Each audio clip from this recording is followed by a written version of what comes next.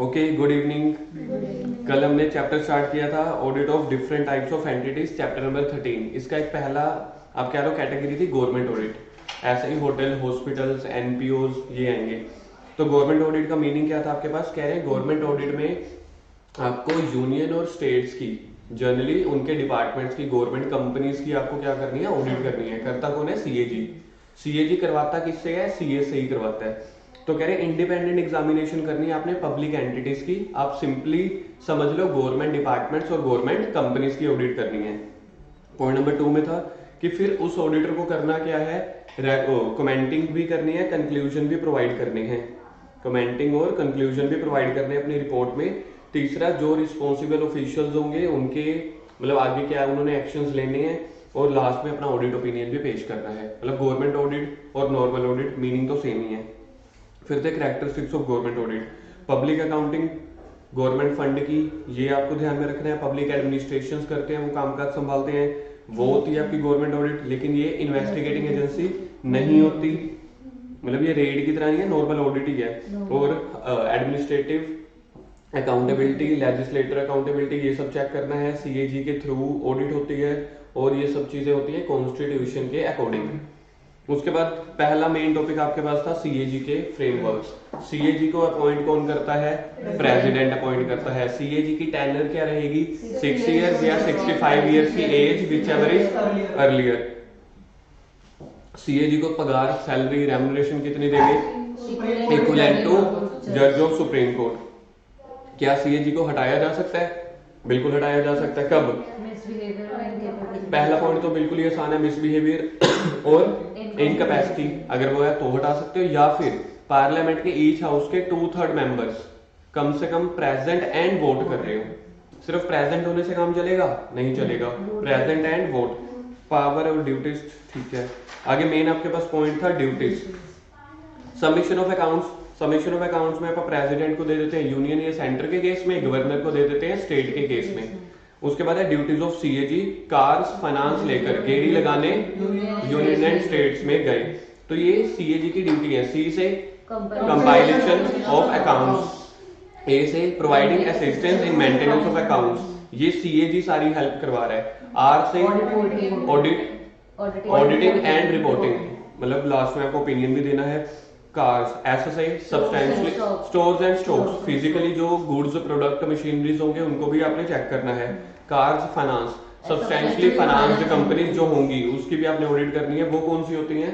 जिसमें या तो 25 लाख का लोन दिया हुआ है या फिर 25% ऑफ 75% ऑफ उसके खुद के खर्चे। मतलब वो एंटिटी चाहे प्राइवेट है चाहे गवर्नमेंट है, उसके खुद के टोटल खर्चे का 75% निकाल लो। उससे ज्यादा अगर इंडियन कंसोलिडेटेड फंड से उसको लोन हुआ है तो वो सब्सटेंशियली फाइनेंस्ड कंपनी मानी जाएगी। सीएजी को गवर्नमेंट ऑडिट, गवर्नमेंट कंपनी की ऑडिट के साथ साथ उस कंपनी की भी ऑडिट करनी पड़ जाएगी। या फिर 25 लाख से ज्यादा का अगर लोन दे दिया। 4 हो गए, 5 हो गए। कार्स, फाइनेंस लेकर L, audit of grants and loans, जो भी कंसोलिडेटेड फंड से आपने लोन्स और एडवांसेस दिए उसकी क्या करनी है आपको? ऑडिटिंग, मतलब चेकिंग करनी है। कार्स, फाइनेंस लेकर गेड़ी लगाने, जी से ऑडिट ऑफ गवर्नमेंट डिपार्टमेंट या कॉर्पोरेशन या डिपार्टमेंट, और यूनियन एंड स्टेट्स की रिसीप्ट चेक करना। फिर उसके बाद था ये थे पावर्स। पावर्स में टोटल पॉइंट थे 8, सॉरी ड्यूटीज, ड्यूटीज में टोटल पॉइंट थे 8। फिर उसके बाद है पावर्स। पावर्स में 3, इंस्पेक्शन, इंक्वायरी, ट्रांसमिशन। आपके पास सारे डॉक्यूमेंट्स की आप इंस्पेक्शन कर सकते हो, आपके पास इतनी पावर है। इंक्वायरी किसी से भी चाहो, गवर्नमेंट डिपार्टमेंट का जो हेड है, ऑफिशियल है, उनसे आप इंक्वायरी कर सकते हो। ट्रांसमिशन, किसी को भी बोल के आप डॉक्यूमेंट्स मंगवा सकते हो कि फलाने फलाने डॉक्यूमेंट्स फलाने प्लेस पे पहुंचा दिए जाएं। डन। उसके बाद था expenditure audit of government accounts. तो गवर्नमेंट कंपनी के जो भी एक्सपेंडिचर खर्चे हैं उनकी आपको ऑडिट करवानी है। इसकी मेमोरी टेक्निक थी RSPPP।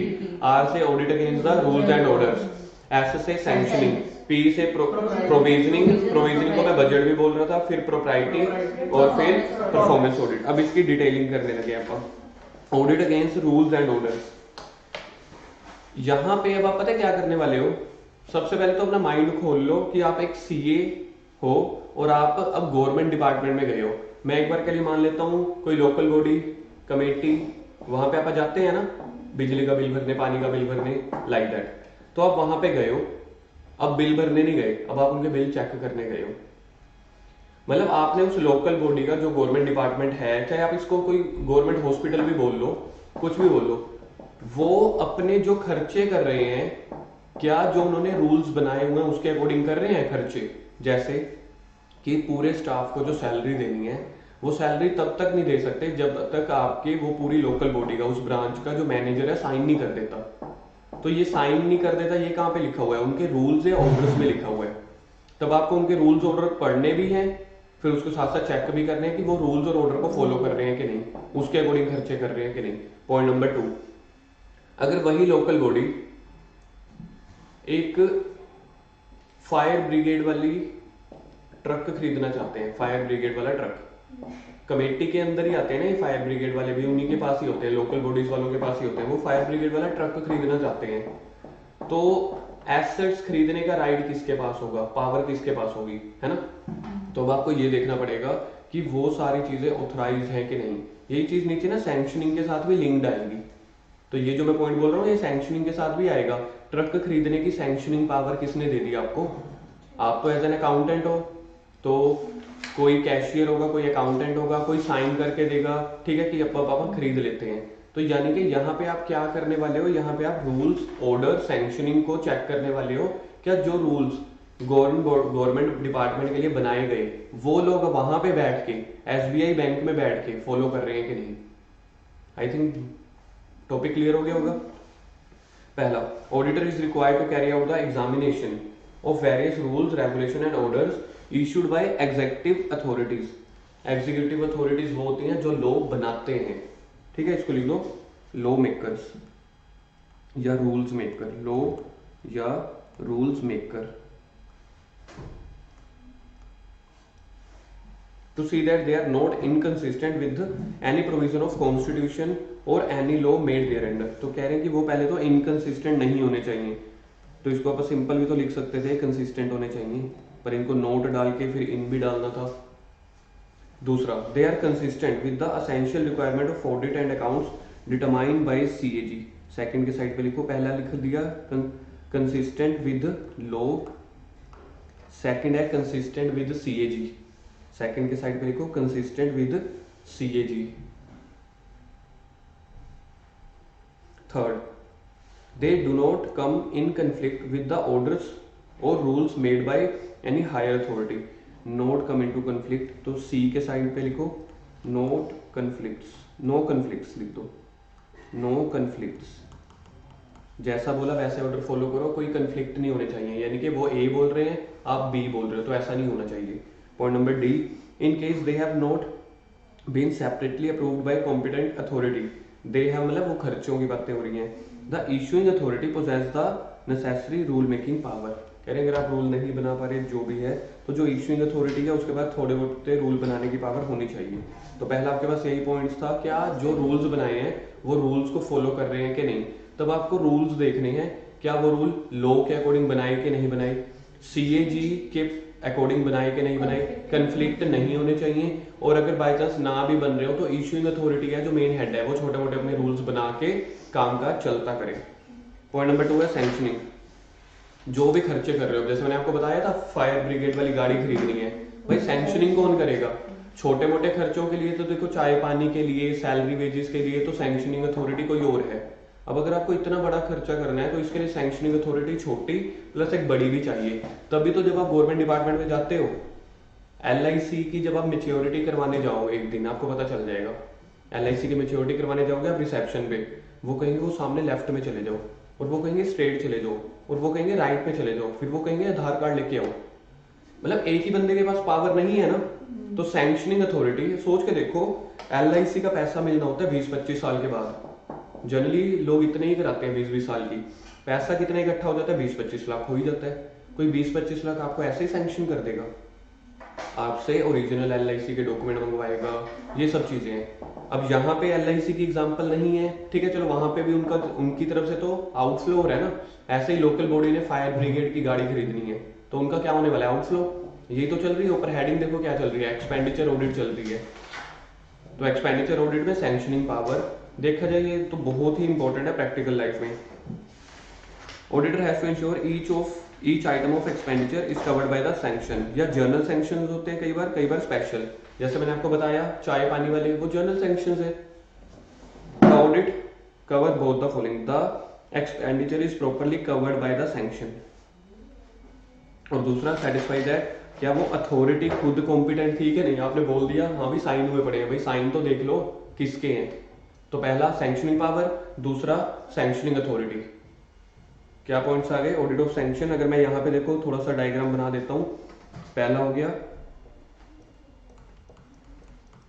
सैंक्शनिंग पावर, दूसरा हो गया सैंक्शनिंग अथॉरिटी,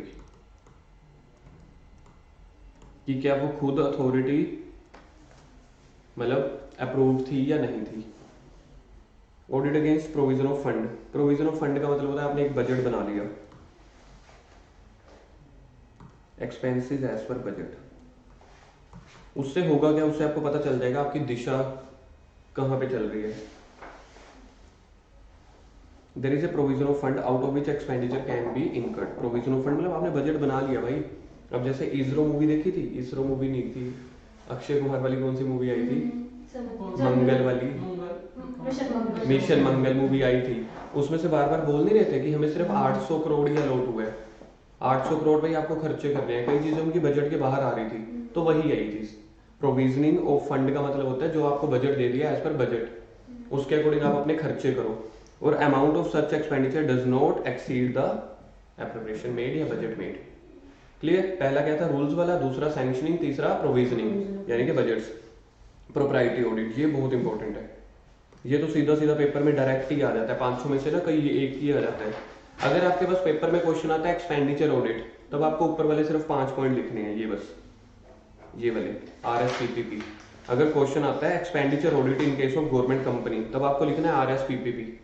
अगर बाय चांस डिटेल में कोई और क्वेश्चन आता है audit against the rules, audit against the sanction, तो इंडिविजुअल भी आ सकते हैं पेपर में। प्रोप्राइटरी ऑडिट को फिर से लिखेंगे, क्या लिखते हैं अपन, अपना पैसा समझ के खर्च करने।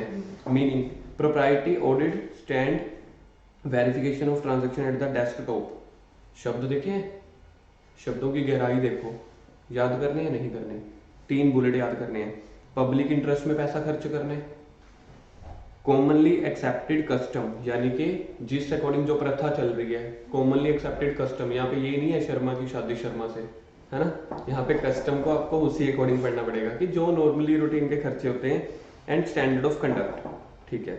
Scope, instead of too much dependence on the documents, vouchers and evidence, it shifts the emphasise to substance of transaction and look into the appropriateness thereof. कह रहे हैं मतलब अगर आपको यहाँ तक इंग्लिश समझ आई हो तो कह रहे हैं हम सिर्फ अब ट्रांजैक्शन पे नहीं जा रहे, अब हम अपना विजन जो है शिफ्ट कर रहे हैं टू द एप्रोप्रिएटनेस पे, कि भाई जो तुम खर्चा कर रहे हो, अब ये बताओ खर्चा कर कैसे रहे हो, अपनी mind thinking of a consideration of financial prudence, public interest, prevent financial prudence comma public interest comma prevention of wasteful expenditure, ये कोमा डाल देना। तो कह रहे हैं instead of too much dependence on the document, कह रहे हैं भाई बहुत हो गए ऊपर, रूल्स चेक कर लिए, सैंक्शन चेक कर लिए, प्रोविजन चेक कर लिए, सच्चाई भी तो देख लो, जितने मर्जी आप रूल्स बना लो। तभी अब ये बोल रहे हैं instead of too much dependence on the document, कहते कागजों पे मत छोड़ो। इट शिफ्ट द एम्फेसाइज, वो अपना एम्फेसिस कहां पे डाल रहे हैं, substance to the substance of transaction. Substance of transaction का मतलब है कि हमें बताओ, आप कह रहे हो कि हमारा 50,000 का खर्चा हुआ, अब आप कह रहे हो मेरे को दिखा यार, बंदे से पूछवा मुझे कि 50,000 का खर्चा हुआ है, मेरे को डॉक्यूमेंट्स तो मैंने देख लिए, अब मैं असलियत पता करना चाहता हूँ। मैं उस दुकानदार के पास जाता हूँ एक इंडिपेंडेंट बंदा होके, वो मुझे दे रहा है 35,000 की, आपको दे रहा है 50,000 की। कल मैंने आपको न्यू बुक्स दी हैं, और जब मैं ये बुक्स प्रिंट करवा रहा था ना अपने पड़ोस में, तो मेरे साथ एक बंदा खड़ा था, आपस में दोनों बिग बॉस की बातें करी जाए। ये कल दोपहर की बात है, कल बड़ा इरिटेट हुआ मैं। एक तो मेरे पास 5 मिनट का टाइम था, ये बिग बॉस में लगे हुए हैं, मैं अंकल को कह रहा हूँ बुक्स की प्रिंट करो, ये करो वो करो। पहले तो उन्होंने 8-9 मिनट बिग बॉस की बातें करी, फिर उसके बाद ना उसने ना उस बंदे ने अमाउंट कितने मतलब पे करनी थी, कितने का सामान खरीदा वहां से 30 रुपीज का, और उसको बोल रहे हैं बिल 200 का बना दे। अंकल ने गलती से 30 का बना दिया, कहते अंकल आपको 200 का कहा था, पैसे उसने 30 रुपए दिए थे, मैं भी साथ ही खड़ा था, कहता बिल बनवा दो 200 का। अंकल ने बना दिया 30 का ही, अंकल यहाँ के 2 और डाल दिया कि 230 बन गया। तो वो चीजें क्या थी, अब वो 230 रुपये अगर समझ लो वो गवर्नमेंट एम्प्लॉय था, अब उसने बिल क्यों बनवाया था, क्योंकि वो कोई ना कोई जॉब वाला बंदा था, उसने वहां पे जाके कह देना कि खर्चा 230 का हुआ है, ठीक है, रीइंबर्स हो जाएगा। अब सोच लो मैं वो ऑडिट करने गया हूँ बाई चांस, यार 230 रुपए की फिगर मेरे को मिल गई, मैं ये 230 ना मेरे को खड़क रहा है, ये कहीं वही तो नहीं। मैं पहले तो मैंने बुलाया, ये 230 रुपए जिस बंदे ने खर्च किए ना उसको बुलाना, इंक्वायरी करके देखूं मैं, यार बंदा भी तू है बिग बॉस वाला कल, कहता अच्छा आप ही आ गए, आप भी तो साथ ही खड़े थे। तो कहीं ना कहीं मेरे को डाउट हुआ ना, तो ये चौथा पॉइंट वही है कि आप डॉक्यूमेंट्स पे ज्यादा डिपेंडेंट मत रहो, सब्सटेंस पे जाओ कि ट्रांजैक्शन सच में क्या कह रही है, दुकान पे जाओ, मार्केट प्राइस पता करो, ये वो चीज है। क्या वो फाइनेंशियल प्रूडेंस है? फाइनेंशियल प्रूडेंस का मतलब है समझदारी से पैसा खर्च करना, कंजूसी से, पब्लिक इंटरेस्ट के तौर पे, और प्रिवेंशन ऑफ वेस्टफुल एक्सपेंडिचर। ये 3 शब्द क्या आप याद रख लोगे, financial prudence, public interest, wasteful, prevention of wasteful expenditure. Thus propriety audit is concerned with scrutiny of executive actions, आ गया, concerned with scrutiny of executive action, जो आपने सच में काम किए हैं। डॉक्यूमेंट तो छोड़ ही दो यार, 230 रुपए का क्या, अंकल तो 330 का भी बना देता था, अंकल ने कौन सा जीएसटी का बिल काटा। And decisions bearing on financial and P&L account of the situation of the company with special regard to public interest, commonly accepted customs and standard of conduct, ऊपर वाली चीजें आ रही हैं, तो इसको भी आप याद रख लोगे। पब्लिक इंटरेस्ट के तौर पे आपने चेक करनी है, क्यों, क्योंकि आप गवर्नमेंट ऑडिट का चैप्टर पढ़ रहे हो। Public interest, commonly accepted customs, standard of conduct, और ऊपर आए थे financial prudence, public interest and prevention of wasteful expenditure. अब कह रहे हैं अगर आपने इसको चेक करना है तो उसके प्रिंसिपल क्या है, कह रहे हैं कि expenditure is not prima facie more than occasion demand. कह रहे हैं इस तरीके से आप खर्च करो जब आपका वो काम 30 रुपए में हो सकता है, ये 230 क्यों आए हुए हैं। Point number 2, every public officer exercise the same degree of vigilance in respect of expenditure as a person of ordinary prudence would exercise in respect of his own money. यानी कि ये मैंने अपनी मर्जी से नहीं लिखवाया था, प्रोप्राइटी ऑडिट की मैंने डिक्शनरी नहीं लिखवाई थी, मैंने भी यहां से पढ़ के आपको लिखवाया था। तो ये सबसे स्टार पॉइंट है, कह रहे हैं अपना ऑर्डिनरी प्रूडेंस में जितना आप पैसा खर्च करते हो उसी वे में खर्च करना है। तीसरा, अगर मैं सीधा बोल्ड वाले पढ़ूं, not linked with own advantage, ठीक है, not utilize for the benefit of a particular person या ग्रुप ऑफ पर्सन, और अपार्ट फ्रॉम एग्रीड रेम्यूनरेशन कोई और एवेन्यूज बेनिफिट्स नहीं मिलने चाहिए उन पब्लिक ऑफिशियल्स को। टॉपिक आसान है, इंपॉर्टेंट भी बहुत है। आपके पास अगर पेपर में क्वेश्चन आता है ट्रू एंड फॉल्स कि prevention of money, prevention of wasteful expenditure या एज इज ओन मनी, तो क्या ये प्रोप्राइटी ऑडिट, अगर मैं क्वेश्चन डालता हूँ क्या ये परफॉर्मेंस ऑडिट है, फॉल्स, ये प्रोप्राइटी ऑडिट है, याद रह जाएगा। उसके बाद है परफॉर्मेंस ऑडिट। परफॉर्मेंस ऑडिट में टोटल 3 E's आते हैं। परफॉर्मेंस ऑडिट लिखो इसको भी 3 E's, ये सेम से लगते हैं हमें ना, परफॉर्मेंस और प्रोप्राइटी। परफॉर्मेंस ऑडिट बातें करते 3 E की, एफिशिएंसी, इफेक्टिवनेस और इकोनॉमिक। एफिशिएंसी तो मतलब आपको ऑडिट करनी है तो इस हिसाब से चेक करना। अब आप कर क्या रहे हो, हम एक्सपेंडिचर ऑडिट कर रहे हैं कि जो गवर्नमेंट डिपार्टमेंट खर्चे कर रहे हैं वो ठीक है कि नहीं है। Efficiency, it examine the execution of various schemes project and their economic operations, also whether they are yielding the result, circle कर दो, यील्डिंग द रिजल्ट और वेरियस स्कीम्स को। कह रहे हैं एफिशिएंसी जिस हिसाब से आपने प्रोजेक्ट बनाए हुए हैं, स्कीम बनाए हुए हैं, उस हिसाब से खर्चा कर रहे हो और उस हिसाब से आपको रिजल्ट मिल रहा है कि नहीं मिल रहा, इसको बोलते हैं efficiency. Economy, acquisition of financial resources, human resources, physical resources economically. अगर मैं इसको बोलूं सस्ता, सस्ते का मतलब क्या होता है कि पहले दुकानदार के पास जाके सामान मत खरीद लो, 3-4 दुकान के पास पता करो। हम यहाँ पे सस्ते का मतलब ये नहीं कह रहे कि आप चीप क्वालिटी का सामान खरीदो, 4 जगह जाओ, 4 जगह की सेम क्वालिटी पता करो, जो सबसे सस्ता दे रहा है खरीद लो, ये होती है इकोनॉमी ऑडिट। फिर होती है इफेक्टिवनेस ऑडिट, ये आपकी बात करती है ओवरऑल टारगेट पे। एफिशिएंसी बात कर रहे थे इंडिविजुअल स्कीम्स के अकॉर्डिंग अपने खर्चे करो या जो जो छोटे छोटे बजट बनाए हुए हैं, और इफेक्टिवनेस आप बात करता है ओवरऑल बेसिस पे कि ओवरऑल बेसिस पे टोटल 800 करोड़ रुपए खर्च होना चाहिए जैसे अगर मैं कहता हूँ मिशन मंगल वाली मूवी क्या थी, ओवरऑल बेसिस पे 800 करोड़ खर्च होना चाहिए, उसमें से कुछ रॉकेट्स थी, कुछ इनोवेशंस के थे, उसमें से हमने 10-10 करोड़ रखा हुआ है। तो 10-10 करोड़ जो रखा हुआ है वो कह रहे हैं एफिशिएंसी है, इफेक्टिवनेस है, ओवरऑल टारगेट, और इकोनॉमी है, जो रिसोर्सेज आप लेना चाह रहे हो इकोनॉमिकली लो। इसी के साथ आपका एक्सपेंडिचर ऑडिट खत्म। पहला पॉइंट था ऑडिट अगेंस्ट द रूल्स, तो कह रहे हैं सभी रूल्स की ऑडिट अच्छे से करो कि वो रूल्स जो हैं इनकंसिस्टेंट नहीं होने चाहिए किसी लॉ के साथ, किसी सीएजी के मतलब सीएजी के लॉज के साथ कंफ्लिक्ट नहीं होने चाहिए, और इश्यूइंग अथॉरिटी के पास कुछ नेसेसरी रूल मेकिंग पावर होनी चाहिए। फिर ऑडिट है सैंक्शनिंग की, सैंक्शनिंग पावर है कि नहीं, और सैंक्शनिंग अथॉरिटी जो बंदा है उसके पास अथॉरिटी है कि नहीं है। प्रोविजन ऑफ फंड उसके अकॉर्डिंग अपने खर्चे करो, उससे ज्यादा नहीं होने चाहिए। दो ही पॉइंट थे कि उसी में से खर्चे करो और उससे ज्यादा नहीं होने चाहिए। प्रोप्राइटरी ऑडिट में था public interest, commonly accepted customs और स्टैंडर्ड ऑफ कंडक्ट, इसके अकॉर्डिंग करो। अब ये कह रहे थे डॉक्यूमेंट से हटके अपना substance transaction actual executive actions पे जाओ और देखो कि अपने हिसाब से वो पैसा खर्च कर रहे हैं कि नहीं, अपना पैसा समझ के। उसके बाद था परफॉर्मेंस ऑडिट, इसमें 3E थे, एफिशिएंसी, इकोनॉमी, इफेक्टिवनेस। एफिशिएंसी में था आपके पास पर्टिकुलर प्रोजेक्ट स्कीम्स उसके अकॉर्डिंग रिजल्ट अवेल कर रहे हो कि नहीं। इकोनॉमिकली में था physically resources, man financial resources, उनको देख लो आप इकोनॉमिकल है कि नहीं। और इफेक्टिवनेस वाले में था ओवरऑल टारगेट या गोल को अचीव कर रहे हो कि नहीं। नेक्स्ट आपके पास है ऑडिट ऑफ रिसीप्ट, देखा जाए तो अपोजिट ना हो गया, ऊपर क्या था ऑडिट ऑफ एक्सपेंसेस, यहाँ पे ऑडिट ऑफ रिसीप्ट। तो सबसे पहला देखो क्या, whether all revenue due to government correctly assessed, क्या जो भी गवर्नमेंट को पैसे आ रहे हैं जैसे कि बिजली के पैसे, पानी के पैसे, कुछ भी लगा लो, प्रॉपरली असेस कर रहे हो। असेस करना मतलब काउंट करना या निकालना।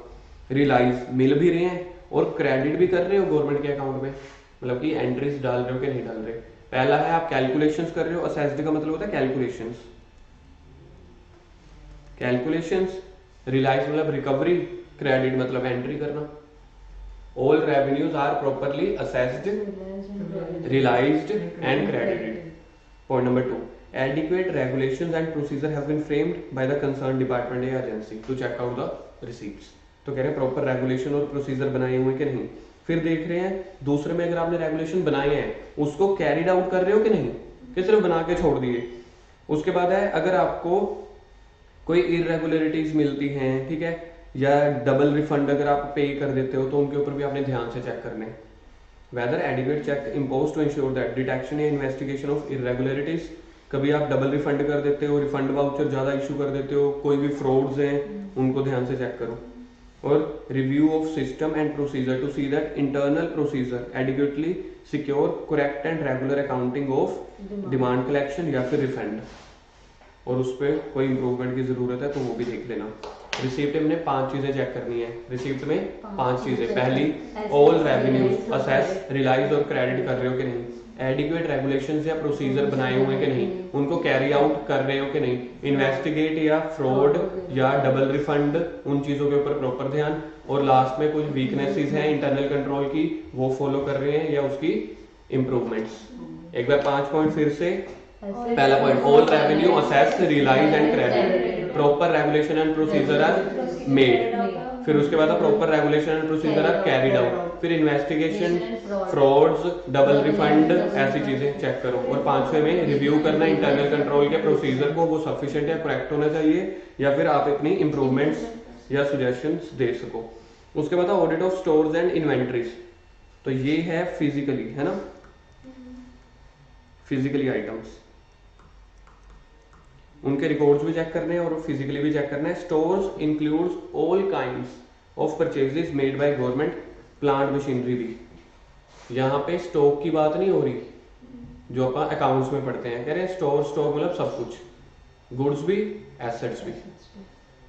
क्या क्या प्रोसीजर परफॉर्म करोगे। सबसे पहले वो बोल रहे हैं कोई मेरे को मैन्युफैक्चरिंग गवर्नमेंट मैन्युफैक्चरिंग कंपनी बताओगे, कोई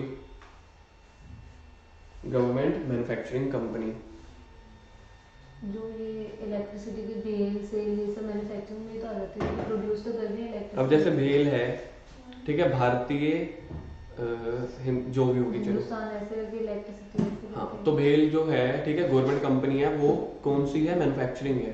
तो वहां पे आपको ऑडिट मिली है, यानी कि चलो 4-5 लाख का प्रोजेक्ट मिला, अगर आप सीए हो उसकी रिपोर्ट सीएजी को दे दोगे, ठीक है। तो सीएजी के पैरामीटर में आप आ गए थे, आप उस भेल में गए मैन्युफैक्चरिंग डिपार्टमेंट में। पहला आपने क्या देखना है, regulation governing the purchase received issue custody sales write off are reviewed. मतलब आपने देखा जाए उस पर्टिकुलर स्टॉक को लेके, गुड्स को लेके सारी चीज चेक कर देनी है, उनकी परचेज के बाद क्या होता है, फिर आपको वो एसेट मिलेगी रिसीव्ड, फिर इशू जो बनाता है प्रोडक्शन डिपार्टमेंट को देते हो ना। परचेज डिपार्टमेंट अलग होते हैं कंपनीज में, प्रोडक्शन डिपार्टमेंट अलग होते हैं। परचेजेस करेंगे वो प्रोडक्शन वालों को थोड़ा थोड़ा देते हैं, अगर उन्होंने सारा दे दिया फिर तो बहुत ही गपले हो जाते हैं। उनकी कस्टडी, उनकी सेल्स, उनकी राइट ऑफ, ये रिव्यू करने। पॉइंट नंबर 2, क्या जो परचेजेस करी है अकॉर्डिंग टू रूल्स करी है, जो एक्सपेंडिचर ऑडिट में पहला पॉइंट था, ठीक है, prescribed for audit of expenditure. देखो ये वही हो गया एक्सपेंडिचर ऑडिट का फर्स्ट पॉइंट। पॉइंट नंबर 3, क्या प्राइसेस पेड हैं वो रिसोर्सेज वो रीजनेबल है यानी कि अनइकोनॉमिकल है, ये एक्सपेंडिचर ऑडिट का 5वां पॉइंट हो गया, 5वें का भी सेकंड इकोनॉमिकली वाला, एक्सपेंडिचर ऑडिट का 5वें का सेकंड पॉइंट। तीसरा उसके बाद है system of accounting for stores should also be reviewed and sure that balance of stock and stores in hand is with in the reasonable limit. फिर आपने उसको क्या करना है, अकाउंटिंग सिस्टम चेक करने। पहले में आपने रेगुलेशन चेक करी, purchase, receipt, sale, issue, custody. Point number 2, rules के अकॉर्डिंग आप परचेज करते हो। पॉइंट नंबर 3, इकोनॉमिकली परचेज करते हो। पॉइंट नंबर 4, अकाउंटिंग सिस्टम उनका चेक करते हो। 5वां वैल्यूएशन, फिर देखो कि स्टॉक की जो वैल्यूएशन है वो प्रॉपर है कि नहीं। अगर ये करंट एसेट है तो करंट एसेट की वैल्यूएशन के लिए हमें पता है कॉस्ट है, NRV, which ever is lower, ये वो चीजें हैं। और अगर आप उसको राइट ऑफ करना चाहते हो, सैंक्शनिंग पावर है कि नहीं है, क्योंकि आप ले तो जाओगे घर पे, जो यहाँ के हेड होते हैं ना, बड़ा सारा सामान ले जाएंगे घर पे, कहेंगे यार ये तो वेस्ट हो गया था, खराब हो गया था, इसको राइट ऑफ कर दो, कंपनी के हिस्से में लॉस चढ़ गया और गुड्स आपने खरीद ली। तो ये क्या थे, इन्वेंट्रीज के पॉइंट। इन्वेंट्रीज के पॉइंट्स में क्या क्या थे, पहला सबसे पहला तो आपके पास था purchase, receipt, sale, write off, issue, उनको चेक करना। दूसरा रूल्स के अकॉर्डिंग कर रहे हो कि नहीं, इकोनॉमिकल कर रहे हो कि नहीं, price reasonable, accounting system check करना है, वैल्यूएशन चेक करनी है और राइट ऑफ की सैंक्शनिंग पावर है कि नहीं। देखा जाए इसमें एक्सपेंडिचर ऑडिट के 4 पॉइंट आ गए, सैंक्शनिंग पावर आ गया, ठीक है, इकोनॉमिकली आ गया, रूल्स आ गए। उसके बाद है कमर्शियल अकाउंट्स, आई थिंक ये लास्ट पॉइंट होगा, देखना गवर्नमेंट ऑडिट का लास्ट पॉइंट है commercial accounts. Types of entities engaged in commercial activities, यानी ये वो गवर्नमेंट डिपार्टमेंट्स हैं जो सेल परचेज करते हैं मार्केट में रहकर और प्रॉफिट भी कमाते हैं। अब रेलवे है, रेलवे भी तो कमर्शियलाइज है ना, चाहे वो लॉस में चल रही है, किराए सस्ते की वजह से पैसा ले रही है ना, तो जो गवर्नमेंट डिपार्टमेंट प्रॉफिट और लॉस में है, मतलब कमर्शियल एक्टिविटीज करते हैं, हम ये नहीं कह रहे उनको प्रॉफिट हो ही गया, प्रॉफिट या लॉस जो भी। Departmental enterprises are engaged in commercial and trading operations which are governed by the same regulation as other government department such as defense, factories, mines, etc. तो इसको ये बोल देते हैं डिपार्टमेंटल एंटरप्राइजेस। तो ये भी कहाँ पे इन्वॉल्व है, कमर्शियल में और ट्रेडिंग ऑपरेशंस में, अदर गवर्नमेंट डिपार्टमेंट की तरह, अदर कंपनीज की तरह। स्टैट्यूटरी कॉर्पोरेशंस जैसे कि LIC, जिनका अपना ही एक्ट होता है, ये LIC का अपना एक्ट कौन सा है, एडा है ना। LIC जो भी इंश्योरेंस कंपनी है उनका अपना एक्ट कौन सा है, एडा, regulatory development. Statutory corporations created by specific statutes like LIC, air India etcetera. Government companies कौन सी होती हैं, जो कंपनीज एक्ट में आ रही होती हैं। पता है आपको, गवर्नमेंट कंपनीज भी अगर आपको ओपन करनी है वो भी कंपनीज ऑडिट में ही आ रहा होता है, मतलब कंपनीज एक्ट में। LIC अगर आपको खोलनी है या कोई इंश्योरेंस कंपनी खोलनी है तो आप कंपनीज एक्ट 2013 में नहीं खुलवाओगे, वो एडा के अकॉर्डिंग, मतलब जिसके ऊपर पिताजी बैठे हैं वही उसको जन्म देंगे, है ना। तो डिपार्टमेंटल एंटरप्राइज है जो अलग अलग कमर्शियल एक्टिविटीज में इन्वॉल्व है। दूसरा स्टैट्यूटरी कॉर्पोरेशंस है, वो कहाँ पे इन्वॉल्व है, जैसे LICs वगैरह, और गवर्नमेंट कंपनीज। अब आप बात करें, अगर आप डिपार्टमेंटल एंटरप्राइज की ऑडिट करने गए हैं, the audit of departmental entity is done in the same manner, इसको कट कर देना, is done in the same manner as any government department where commercial accounts are kept। कह रहे हैं इनकी ऑडिट भी सेम कर देना जैसे गवर्नमेंट डिपार्टमेंट की करते हो, वहां पे जाके कर लेना जहां पे इन्होंने अपने अकाउंट्स रखे हुए हैं। मतलब जिस भी ब्रांच या हेड ऑफिस में। चले आगे, डिपार्टमेंटल एंटरप्राइज हो गया। दूसरा कौन सा था, statutory, depend upon the nature of the statute governing the corporation, for example audit as per IRDA, audit as per IRDA, insurance regulatory development authority of India. ठीक है, तो उसके अकॉर्डिंग कह रहे, अगर एलआईसी की ऑडिट करने गए हो तो उनके अकॉर्डिंग कर देना, एसबीआई की ऑडिट करने गए हो तो उनके जो बैंकिंग एक्ट बना हुआ है उसके अकॉर्डिंग कर देना, गवर्नमेंट कंपनी की ऑडिट करने जा रहे हो तो कह रहे हैं कंपनीज एक्ट 2013 को एप्लीकेबल करना, स्टार मार्क कर दो इस वाले पॉइंट को ना, वरना आपको ना ये वाला पॉइंट ही थोड़ा सा कंफ्यूज कर सकता है। बस गवर्नमेंट कंपनी अगर आपको खुलवानी है तो कंपनीज एक्ट 2013 के अंडर ही खुलवानी है, उनकी ऑडिट भी वैसे ही होगी। Statutory auditor of a government company appointed and reappointed by the CAG, circle कर दो। अगर आप गवर्नमेंट कंपनी का ऑडिट करने गए हो तो उसको अपॉइंट कौन करेगा, सीएजी अपॉइंट करेगा। The audit is done by qualifying CA and audit is also done on similar lines with that of limited companies. करेगा कौन, सीए। सबसे पहला था गवर्नमेंट कंपनीज के ऊपर कौन सी एक्ट लग रहा है, कंपनीज एक्ट 2013। अपॉइंट कौन करेगा, ऑडिट कौन करेगा, कोई CA. In addition to report under section 143 auditor has to give the report to CAG also, लिख दो रिपोर्ट टू सीएजी, ये तो अपन ने कल भी देख लिया था। Auditor aforesaid submit a copy of his report to CAG who shall have the right to comment upon, या सप्लीमेंट ऑडिट करवाने का, यानी अगर उसका कोई डाउट हुआ थोड़ी सी ऑडिट और किसी और से करवाने का। ठीक है, खत्म। गवर्नमेंट ऑडिट इतना ही है, पेपर में हर बार 4 नंबर का एक क्वेश्चन पक्का आता है इसी में से ही, सिर्फ गवर्नमेंट ऑडिट में से ही। किस्मत अच्छी होती है तो आपका 6 नंबर का भी आ जाता है। गवर्नमेंट ऑडिट में से एक क्वेश्चन पक्का है।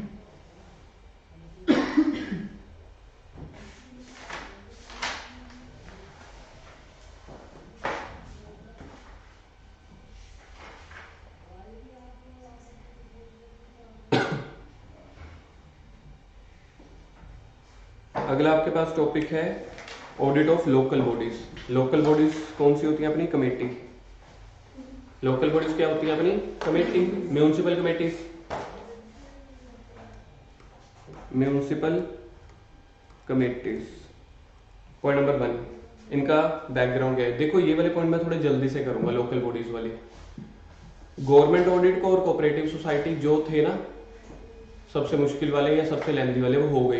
अब जो आपके पास पेपर में क्वेश्चन आएंगे ना सीधा सीधा यही आएंगे, ऑडिट ऑफ लोकल बॉडीज बताओ, तो आपको इनमें से कुछ बताना पड़ेगा।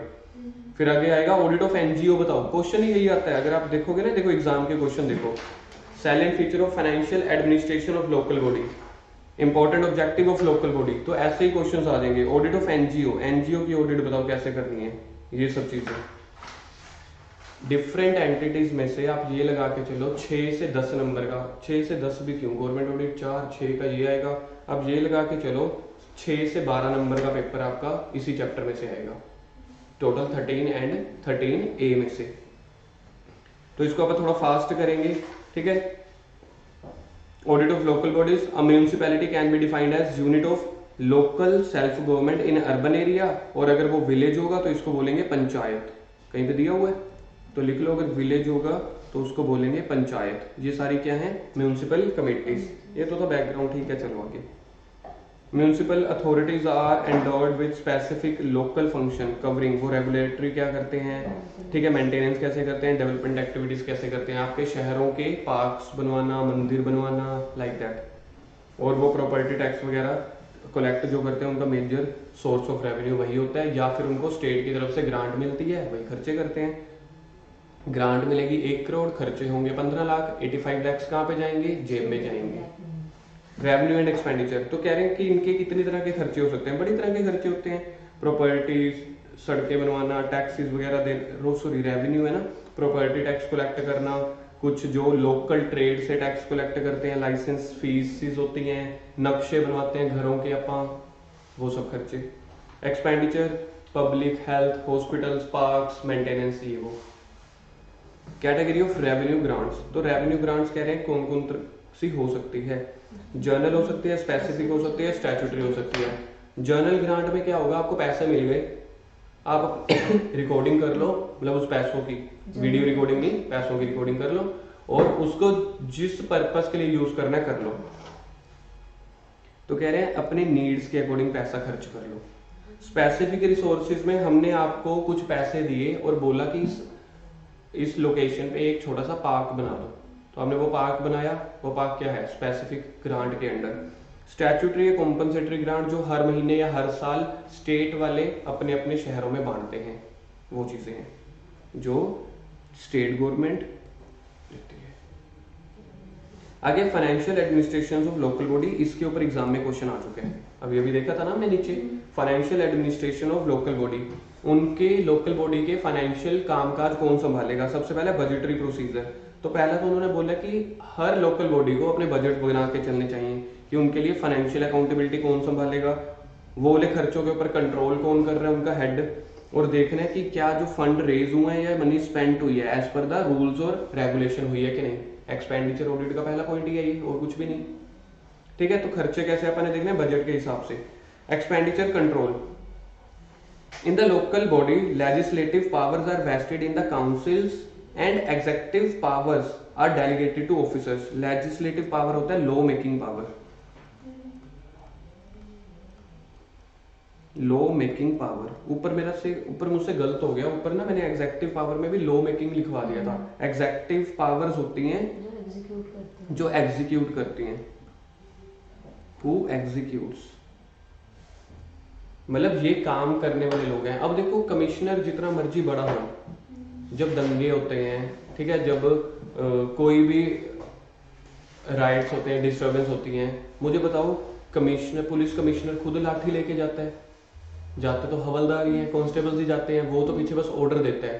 तो जो वो कमिश्नर है वो लेजिस्लेटिव अथॉरिटी है, जो हवलदार कांस्टेबल्स हैं वो एग्जीक्यूटिव अथॉरिटीज हैं। तो कह रहे हैं अपने खर्चों को देख लेना, जो लेजिस्लेटिव पावर में बैठे हैं बंदे वो काउंसिल होते हैं। जीएसटी काउंसिल वो बना रहे हैं, फॉलो कौन करवा रहे हैं? जो डिपार्टमेंट के अधिकारी बैठे हैं, जिसको आप बोलते हो एओ, असेसिंग ऑफिसर्स, ये वो। All matters of regular revenue and expenditures are generally delegated to executive wings. कह रहे हैं हम एग्जीक्यूटिव विंग को दे देते हैं सारी पावर्स वगैरह, कि हमने आपको पावर दे दी, जाओ काम करवाओ। अब मैंने जीएसटी नहीं दिया, कमिश्नर काउंसिल का बंदा थोड़ी मेरे पास आएगा, या फिर मेरे पास जो लोकल जीएसटी डिपार्टमेंट का कोई बंदा आया या रेड मारने आया, तो मैंने कहा तू कौन होता है भाई? मोदी ने जीएसटी लॉन्च किया, उसको भेज। मैंने रूल फॉलो नहीं किया ना, पहले मोदी को भेज, पहले हम सेल्फी खींचेंगे फिर मैं जेल में जाऊंगा। वो कहेगा पावर मेरे पास है। तो यही बोल रहे हैं, एग्जीक्यूटिव पावर एग्जीक्यूटिव विंग के पास ही जाएगी। For special situations like reduction in property tax, refund, ये सारी चीजें क्या होनी चाहिए? सैंक्शन। तो सबसे पहले आपको एक अपना बजट प्रोसीजर देखना है, फिर एक्सपेंडिचर के ऊपर कंट्रोल देखना है, फिर अकाउंटिंग सिस्टम देखना है कि कैश सिस्टम रख रहे हैं कि नहीं रख रहे, सब्सिडरी या स्टैटिस्टिकल रजिस्टर, टैक्सेस के लिए, एसेट्स के लिए, सबके लिए अलग रखा हुआ है कि नहीं, सेपरेट वाउचर डाल रहे हैं हर ट्रांजैक्शन के लिए, बीआरएस बनाते हैं मंथली, और रिपोर्ट्स अपनी अथॉरिटी को आगे सौंप देते हैं कि नहीं। तो फाइनेंशियल बैकग्राउंड्स में आपके पास यही पॉइंट्स निकल के आएंगे। पहला क्या है आपके पास? फर्स्ट है बजटरी प्रोसीजर, बजट के अकॉर्डिंग सब कुछ करना है। एक्सपेंडिचर कंट्रोल, लेजिस्लेटिव पावर और होगी, एग्जीक्यूटिव और होगी, एग्जीक्यूटिव को अपन दे देंगे authority, accounting system. Objective of audit of local body, क्या ऑब्जेक्टिव होंगे? रिपोर्टिंग करनी है आपको on the fairness of, fairness का मतलब समझते हो? True and fair view. तो सबसे पहले आपको उनकी एफएस के ऊपर ट्रू एंड फेयर व्यू देखना है, उनके फाइनेंशियल कंट्रोल सिस्टम की स्ट्रेंथ और वीकनेस बतानी है, उनके लीगल यानी कि लेजिस्लेटिव और एडमिनिस्ट्रेटिव रिक्वायरमेंट के बारे में उनको बताना है, कैसे वो मनी खर्च कर रहे हैं, स्पेंड कर रहे हैं, ये सब चीजें देखनी है। इसके लिए आप क्या करोगे? इसके लिए आप लोकल बॉडी की ऑडिट करवाते हो। फिर उसके बाद ऑडिट प्रोग्राम एग्जाम में आ चुका है। कह रहे हैं अगर लोकल बॉडी का आपको प्रोग्राम बनाना हो, और चैप्टर नंबर 2 में आता था ऑडिट प्रोग्राम मोस्ट डिटेल्ड, याद है? तो यानी कि अब आपको लोकल बॉडी की ऑडिट करने के आपको स्पेसिफिकली ऑडिट मिली 10 दिन, तो 10 दिन में आपने अपना प्रोग्राम बनाना है जीरो से लेके एंड तक। मेरे को इस म्यूनिसिपल कमेटी की ऑडिट कैसे कैसे करनी है। सबसे पहला state government is in charge, circle कर दो। लोकल बॉडीज, म्यूनिसिपैलिटीज के जो इंचार्ज होते हैं वो एसजी होती है, ना कि सीजी। तो auditor should ensure the validity of appointment, तो देखेगा कि मेरे को एसजी ने सही से अपॉइंट किया कि नहीं, मेरे को लेटर मिलेगा कि नहीं। तो ऑडिटर तो सबसे पहले अपना लेटर देखेगा, लेटर ऑफ अपॉइंटमेंट, फिर देखेगा ऑब्जेक्टिव। मेरे को देखो सेम है, true and fair view of FS, अभी अभी ऊपर आए थे। Weakness is strength of financial control, legislative requirement, administrative requirement, prevention of fraud और मिसयूज ऑफ रिसोर्सेज। देखो अभी यहाँ पे आए थे objectives of audit of local, तो वही यहाँ पे भी वही देखेगा ना, मैंने ये चीजें तो देखनी है। और उसके बाद वो क्या करेगा, expenditure audit, sanction audit, provision of fund, proprietary performance rule. Sir ये तो सारी सेम है। अब यहाँ पे इन्होंने एक्सपेंडिचर अलग डाल दिया, एक्सपेंडिचर के पॉइंट्स अलग डाल दिए, और उसके बाद डाल दिया रिसीप्ट और रेवेन्यू को भी चेक कर लेना, और लास्ट में बोल दिया रिपोर्ट भी इशू कर देना। लोकल बॉडी खत्म। इतना सा ही था आपका लोकल बॉडी। क्वेश्चन देखते हैं पेपर में कौन से आए हुए हैं। फाइनेंशियल एडमिनिस्ट्रेशन, इसमें लिखेंगे कौन से तीन थे। पहला पब्लिक इंटरेस्ट, पहला था बजटरी, बजटरी अकाउंट, दूसरा लिखो लिखो लिखो साथ में, पहला था बजटरी, दूसरा था अकाउंटिंग सिस्टम। पक्की बात है। नहीं, थर्ड था अकाउंटिंग सिस्टम, और थर्ड एक और कौन सा रहेगा, कंट्रोल। कंट्रोल, बिल्कुल ठीक है, expenditure control audit. Objective of local body भी मैं लिखूंगा यहाँ पे। ऑब्जेक्टिव ऑफ लोकल बॉडी में पहला आपके पास क्या था, लिखते चले जाओ साथ साथ। ट्रू एंड फेयर व्यू बताने मेरे को, यानी कि फेयरनेस के ऊपर। दूसरा strength and weakness of financial control, financial control. लिखते चले जाओ साथ साथ। Strength and weakness of internal control या financial control. Legal and administrative requirements, लिखो legal and administrative requirement. Kritika लिख लो। सो वो फिर पेपर में जब देखना होता है तो फिर याद रह जाता है कि वो आंसर है, इसमें अपना को चेक कर सकते हैं ना। तो फिर सबसे टॉप पे लिख लिया करो ना किसी तरीके से। हमने तो रिटन प्रैक्टिस करनी है, अच्छा। तो चाहे एक रफ पेपर रख लिया करो। और उसके अलावा कौन से थे, मिसयूज ऑफ रिसोर्सेज था, और एक था प्रिवेंशन ऑफ फ्रॉड और एरर। डन। गवर्नमेंट ऑडिट खत्म हो गया हमारा 13 चैप्टर में, लोकल बॉडीज खत्म हो गया, और कोऑपरेटिव सोसाइटी। उसके बाद तो इन सबको मैं टॉपिक्स ही बोलता हूँ छोटे छोटे। बाकी हमारा 2 दिन में या 1 दिन में सारे खत्म हो जाएंगे, 2 दिन में खत्म हो जाएंगे। एक इसमें आपके पास जो अच्छा खासा है वो LLP का है, बस बाकी तो सारे यहाँ वही है। डन। तो आज की क्लास इतनी ही, बाकी हम कंटिन्यू करेंगे नेक्स्ट क्लास में।